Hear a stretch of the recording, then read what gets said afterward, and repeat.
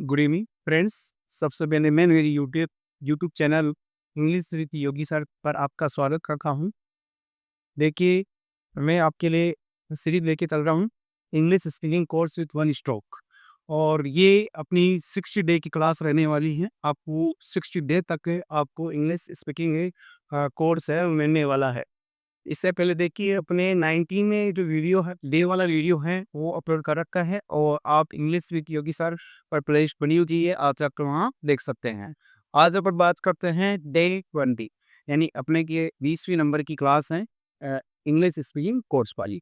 तो देखिए, एक शुरुआत करते हैं। पूरी क्लास तो आप ध्यान से देखना, आपको बहुत ही इंपॉर्टेंट इसमें सेंटेंस मिलने वाले हैं जो आपके दैनिक दैनिक दिनचर्या में काम आने वाले होंगे, और जिससे आप अपना इंटरव्यू या फिर कोई भी सेंटेंस आप अच्छी तरह से क्या कर पाओगे, बोल पाओगे।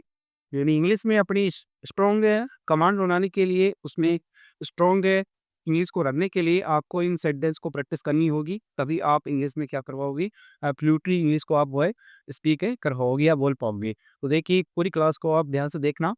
पहला सेंटेंस है ना, don't worry everything will go of. आप क्या मत कीजिए, डोंट वरी, चिंता मत कीजिए, everything will go off well, सब कुछ क्या हो जाएगा, ठीक-ठाक हो जाएगा, सब ठीक रहेगा। इस तरह से कोई करना है तो क्या देंगे, don't worry everything will go off well, there is no need to worry. दूसरा निर्णय देखिए आप में, आपको चिंता करने की आवश्यकता नहीं है। तो इसके लिए क्या बनेगा इंग्लिश में, there is no need to worry.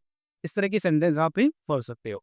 या फिर आप ये कह सकते हो, स्टॉप वरिंग, चिंता करना बंद कीजिए या बंद करें। स्टॉप वरिंग, चिंता करना बंद करें। इस तरह से आप बोल सकते हो। एवरीथिंग विल बी ऑलराइट, सब कुछ क्या हो जाएगा, ठीक ठाक हो जाएगा, या सब कुछ ठीक ठाक रहेगा। तो इसके लिए इंग्लिश क्या होगी, everything will be alright. It was nobody's fault, इस कार्य में किसी की कोई क्या नहीं थी, गलती नहीं थी, यानी किसी की गलती नहीं थी। तो इंग्लिश में क्या बोलोगे आपने, इट वाज नोबडीज फॉल्ट, यानी किसी का भी इसमें दोष नहीं का। अगला सेंटेंस देखिए, everybody makes mistakes sometime you know, प्रत्येक व्यक्ति है वो क्या करते हुए गलतियां करता है।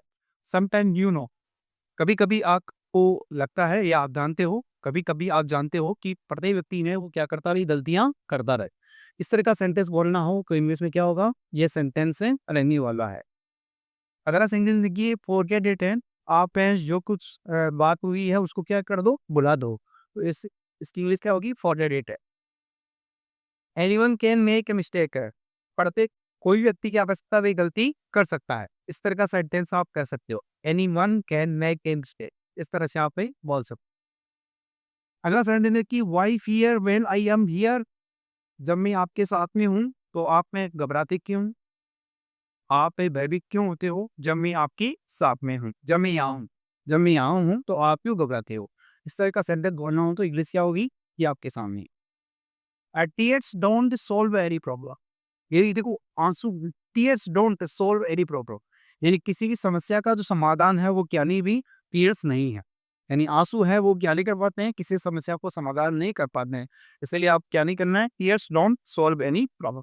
इस तरह से आप पे बोल सकते। Wipe here as long as I am with you, जब तक मैं आपके साथ में हूँ। वाइप हियर एज लॉन्ग, आप क्यों डरते हैं, आप भयभीत क्यों होते हो, आप भयभीत क्यों होते हो जब तक मैं आपके साथ में हूं। इस तरह से आप इंग्लिश में बोल सकते हो। अगला सेंटेंस है कि डोंट वरी, चिंता मत कीजिए, चिंता मत कीजिए। तो आप क्या कहोगे, don't worry. I too have the same problem, मेरे साथ भी वही समस्या है, यानी मेरे साथ भी वही समस्या है। इस तरह से आप में बोल सकते हो। रेन और shine I will stand by you, दुख और सुख, देखिए यहाँ पर रेन यानी बरसात होती है, और साइन यानी समग्लिश होता है। यहाँ से मतलब हो गया रेन और साइल यानी बरसात, और चाहे वो बिना बरसात वाले समय में, यानी दुख और सुख में मैं आपके साथ में रहूंगा। इस तरह से आप में बोल सकते हो, यानी दुख और सुख में मैं आपके साथ में रहूंगा। इस तरह से आप इंग्लिश में बोल पाओगे, यानी इस तरह का सेंटेंस बना सकते हो। Nothing can be achieved by feeling depressed like this, nothing can be achieved, यानी कुछ भी प्राप्त नहीं किया जा सकता। By feeling depress like this, इस प्रकार से क्या होते हुए, डिप्रेस्ड होते हुए, निराश या हताश रहकर कुछ भी प्राप्त नहीं किया जा सकता। इसका सेंटेंस क्या बनेगा, nothing can be achieved by feeling depress like this. इस तरह से आप इंग्लिश में बना सकते हैं या बोल सकते हैं। Life is not suffering all the time. Life is not suffering all the time, यानी जीवन है वो क्या नहीं है भाई, अ, हमेशा जीवन के अंदर है वो क्या नहीं रहने वाला है, पीड़ पीड़ा रहने वाली नहीं है। कष्ट है वो जीवन में हमेशा के लिए नहीं रहने वाला है। इस तरह का सेंटेंस आपको बोलना है तो क्या बोलोगी, life is not suffering all the time. किस तरह से आप ये से बना सकते हो। तो देखिए बहुत ही इंपॉर्टेंट सेंटेंस है। यदि आप इसको अपने रोज अपने जीवन में या किसी कार्य के अंदर इन सेंटेंस को जब आप पे प्रैक्टिस करते हो या आप बोलते हो तो आपकी इंग्लिश है वो स्ट्रॉन्ग हो सकती है, आपकी इंग्लिश मस्त हो सकती है। और मैं उम्मीद करता हूँ मेरा ये डे 20 वाला वीडियो आपको अच्छा लग रहा होगा। यदि अच्छा लगे तो इसको लाइक करना, सब्सक्राइब करना, अपने मित्रों को भी मेरा वीडियो शेयर करना ताकि उनको भी ये इंग्लिश स्पीकिंग कोर्स वाला जो सीरीज़ है उसका बेनिफिट उन्हें मिल पाए। और बेल आइकन को भी आप दबा कर रखना जिससे कि नोटिफिकेशन आपके पास पहुँच सके और आपके पास नया वीडियो आ सके। तो मिलते हैं अगले वीडियो में। जय हिंद, जय भारत, थैंक यू।